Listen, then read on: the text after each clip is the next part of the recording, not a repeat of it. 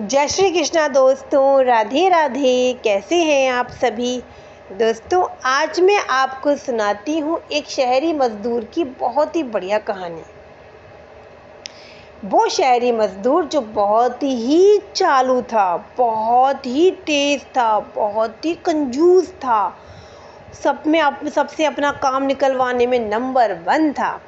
तो चलिएगा कहानी को हम शुरू करते हैं। एक बार की बात है, एक शहरी मज़दूर था।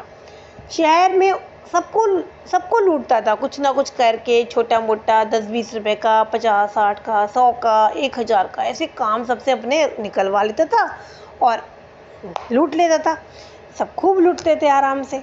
कुछ जो समझदार थे वो नहीं लूट पाते थे, पर अधिक से अधिक उसने वहाँ पे बहुत लोगों को लूटा था शहर में, और मजदूरी करता था। उसने बहुत सारा रुपया भी इकट्ठा कर लिया था ऐसी ऐसी कर आके चालू पंथी में, और सबको टोपी पहना पहना के और ऐसी कमाई करता था। वो क्या सोचता है कि यहाँ तो मैंने खूब कमाई कर ली, अब चलो देखते हैं और कहीं चलते हैं। अब यहाँ के तो लोगों को तो बहुत उल्लू बना लिया, अब चलो चलो गांव चलते हैं। उस वाले शहर के पास में एक छोटा सा बढ़िया सा गांव था। वो सोचता है चलो अब शहर में तो बहुत हमने लूट लिया, लोगों को बेवकूफ़ बना लिया, अब हम चलते हैं गांव की तरफ। तो वो क्या करता है, बस पकड़ता है और उस वाले शहर के पास में एक छोटा सा गांव था, वहीं उतर जाता है। अब फिर वो जब उतरता है, अंदर अंदर एंट्री करता है और एंटर कर होता है तो देखता है इतना प्यारा सा गांव है, हरा भरा, सब अपने अपने खेतों में काम कर रहे हैं, कोई कुछ कर रहा है, कोई कुछ कर रहा है। तो वो थोड़ा और अंदर जाता है गांव के, तो वो देखता है एक भाई साहब धोती कुर्ता पहने, एक आदमी आराम से मोटा ताजा बैठा होता है। उसकी छोटी सी अपनी दुकान थी और पीछे उसका बहुत बड़ा मकान था।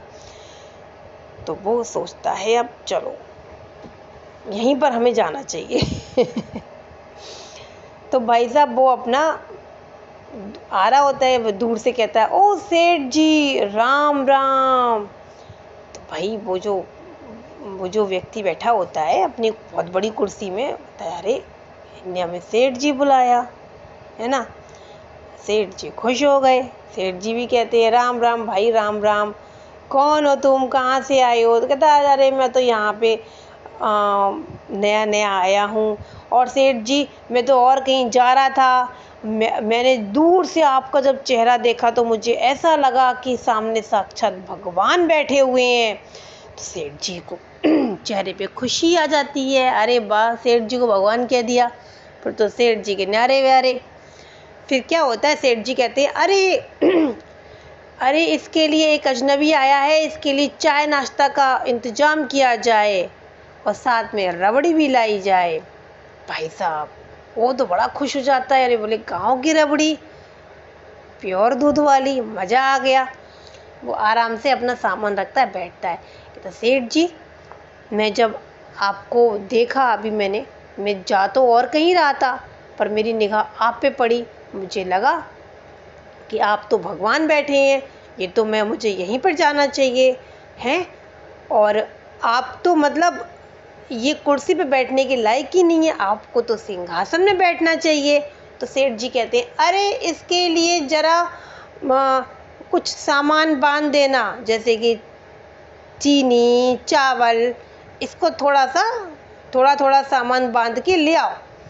तो वो और खुश हो जाता है, अरे बाप, तो सामान भी आ गया। फिर वो आराम से बैठता है, फिर कहता है सेठ जी आप तो बहुत सुंदर हैं, कितने सरल हैं, इतने बड़े आदमी होने के बाद भी आप में कितनी सरलता है आपको तो लगता है मतलब आप मेरे ख्याल से पूरे गांव को पाल देंगे, इतने बड़े आदमी हैं आप तो धन्य की हैं सेठ जी, आप जुग जुग जियो सेठ जी। तो सेठ जी कहते हैं अरे भाई जल्दी आओ, इसके लिए कपड़े भी ले आओ, इसके लिए कुर्ता पैजामा भी ले आओ, ठीक है, तो और इसके लिए मिठाइयाँ भी ले आओ। तो फिर तो भैया जो अजनबी था, वो जो आदमी था चालू आदमी, और खुश हो जाता है, कहता है सेठ जी देखो मेरे मन में आपके प्रति इज्जत सम्मान मतलब बता नहीं सकता हूँ क्या क्या है, और इसी कारण मेरे मेरे मन में कुछ आपके लिए मतलब कविता के रूप में कुछ निकल रही है, वो मैं आपको ज़रूर सुनाना चाहता हूँ। तो सेठ जी कहते, अरे भैया ज़रूर सुनाओ, तुम तो भैया बहुत अच्छे इंसान हो। तो कहता है कि सेठ जी देखो, सूरज मतलब सूरज निकलता है और डूबता है, और चंद्रमा छुप जाता है, और बादल सफ़ेद होके काले हो जाते हैं, और फूल खिलते हैं मुरझा जाते हैं। पर सेठ जी, आपके चेहरे की जो चमक है, इन आपके चेहरे की जो चमक है ना सेठ जी, वो कभी भी ना मुरझाने वाली है, ना छुपने वाली है, ना डूबने वाली है, और ना काली होने वाली है। आप हमेशा हमेशा खिलते रहेंगे, मुस्कुराते रहेंगे, और आपकी चमक हमेशा बरकरार रहेगी। तो सेठ जी को बहुत अच्छा लगता है। सेठ जी कहते हैं, अरे भाई, इसके लिए 10,000 रुपये भी ले आओ। अब तो ओ भैया इतना खुश हो जाता है, इतना खुश हो जाता है, वो सेठ जी के चरण मतलब पैर पकड़ लेता है। सेठ जी कहते, कोई बात नहीं, कोई बात नहीं, कोई बात नहीं, तुम तो बहुत अच्छे इंसान हो। अब वो अपना सामान रख के वहीं बैठा रहता है। अब भैया बहुत देर हो जाती है, होते होते कम से कम आधा पौन घंटा हो जाता है। सेठ जी को देखकर मुस्कुराए, सेठ जी उन्हें मुस्कुराए। अब 1 घंटा हो जाता है, 2 घंटे हो जाते हैं। तो कहता है, उसको फिर संकोच लगता है कि अभी तक मेरा गिफ्ट क्यों नहीं आया। सेठ जी ने चाय नाश्ता की का, अब तक चाय नाश्ता नहीं आया। दाल चावल की का, दाल चावल भी नहीं आए। मिठाई, रबड़ी, कपड़े और कैश कुछ नहीं आया। तो वो सोचता है चलो आ रहा होगा। फिर 15 मिनट तक और रुका रहता है। फिर सेठ जी को देखकर मुस्कुराता है, पैर दबाने लगता है सेठ जी के। फिर सेठ जी उसको देखकर मुस्कुराते हैं। तो आखिरकार उसकी मतलब कहते ना कि सब्र की जो सीमा होती है ख़त्म हो जाती है। वो कहता है, सेठ जी अभी तक हमारे गिफ्ट नहीं आए, कितनी देर लगेगी। तो बोले, गिफ्ट? बोले, हाँ सेठ जी, अभी तो आपने कहा था अपने नौकर से, इसके लिए रबड़ी ले आओ, इसके लिए ये ले आओ, कपड़े ले आओ, कैश ले आओ, सामान ले आओ, इसके लिए दाल चावल चीनी जो सामान होता है। सेठ जी अभी तक गिफ्ट आए क्यों नहीं, देर हो गई बहुत। तो सेठ जी कहते, तुमने ऐसा किया क्या है, तुमने वैसे किया का क्या था। बोले, सेठ जी मैंने तो सेठ जी आपकी तारीफ़ की। अच्छा, बोले और क्या किया। और सेठ जी मैंने आपको अपनी बातों से प्रसन्न किया। तो बोले, अच्छा चलो बहुत बढ़िया तुमने किया। तो बोले, जो तुमने किया वही मैंने किया। बोले, कैसे। अरे भाई, तुमने मुझे अपनी बातों से प्रसन्नता दी, तो मैंने भी तुम्हें अपनी बातों से प्रसन्नता दे दी। मतलब जैसे को तैसा कर दिया। तुमने मेरी तारीफ़ की, मुझे अच्छा लगा, मैंने तुम्हारे लिए गिफ्ट मंगाए जो कि इनविजिबल थे, वो भी तुम्हें अच्छे लगने चाहिए। फिर जब मुझे तुम्हारी तारीफ़ जब तुमने मेरी तारीफ़ की तो मुझे अच्छी लगी, तुमने अपनी बातों से मुझे प्रसन्नता दी, तो मैंने भी तुमको रिटर्न गिफ्ट दे दिया ना। सारे गिफ्ट तुमको मुँह करके बोल दिए, दे दिए। मैंने भी तुमको अपनी बातों से प्रसन्नता दे दी, मैंने भी तुमको अपनी बातों से प्रसन्न कर दिया। अब वो रहा दरवाज़ा, जैसे आए थे भाई साहब वैसे ही चले जाओ।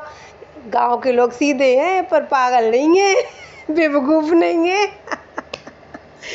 बेचारा अपना बोरिया बिस्तर उठाता है और मुड़ता है, कहता, सेठ जी अच्छी बात नहीं। बोले, नहीं बहुत अच्छी बात है, तुमने हमें खुश किया अपनी बातों से, हमने तुम्हें खुश किया बातों से, अब सीधे चलते बनो।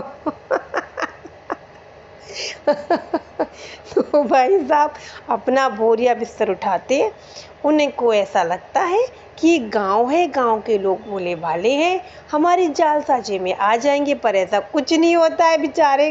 पहली बार उन्हें कोई ऐसा मिला था जो उनसे भी बड़ा चालू था। तो बेचारे जैसे आए थे और जिस दिशा से आए थे उसी दिशा की तरफ जाके सीधे अपनी बस पकड़ के अपने शहर भाग जाते हैं। होपलेस हो जाते बेचारे, अब तो कुछ नहीं हो सकता है। तो भाई कैसी लगी आपको आज की छोटी सी बढ़िया सी मज़ेदार कहानी। फिर मिलते हैं अच्छी कहानी के साथ, तब तक के लिए थैंक यू, धन्यवाद, बाय बाय।